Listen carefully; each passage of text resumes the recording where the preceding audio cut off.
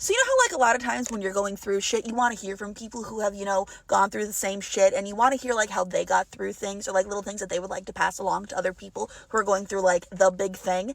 Let's take a look at what an emotional abuse survivor would say about identifying and defining different forms of emotional abuse. And this is going to be a part two, or a two-parter. It's part one of two. One of the most insidious forms of emotional abuse is gaslighting, which refers to another person's practice of denying facts or twisting the truth until we question our own memory and even our sanity. We begin to doubt our grasp of reality and our perceptions. My dad was a master at this. After our counseling session together, there came a time when I questioned whether we had actually gone to counseling together or I had just dreamed it up. He was so convincing in his denial that I almost believed him.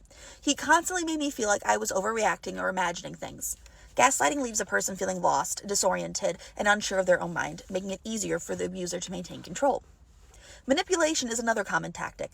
Abusers use charm, lies, and deceit to get what they want, often preying on our emotions and vulnerabilities.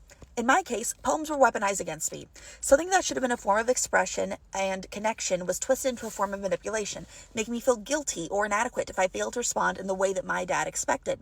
Manipulation can be subtle or over the top, but it always involves using our feelings against us to serve someone else's agenda. Isolation is a powerful tool in the emotional abuser's arsenal.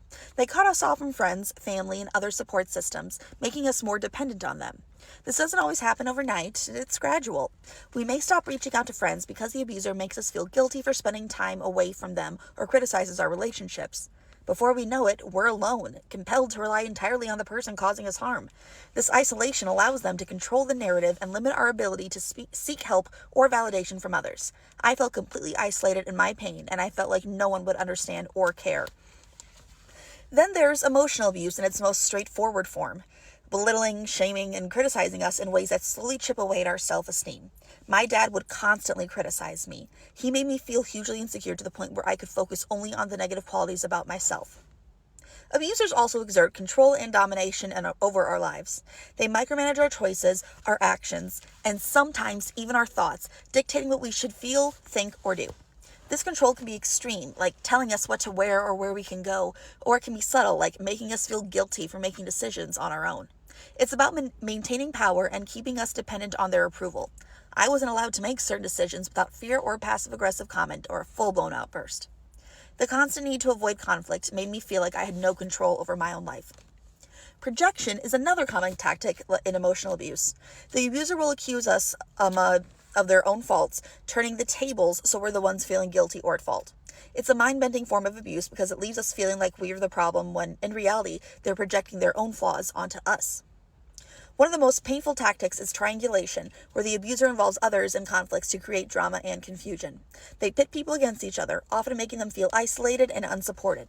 My dad would talk to my mom about me behind my back, creating a web of confusion and mistrust. This made it difficult to know who to turn to, as everyone seemed to be involved in some version of the story that wasn't true. Then there's love bombing, when the abuser overwhelms us with affection and attention, only later to withdraw it. It's a manipulation tactic designed to gain our trust and make us emotionally dependent on them.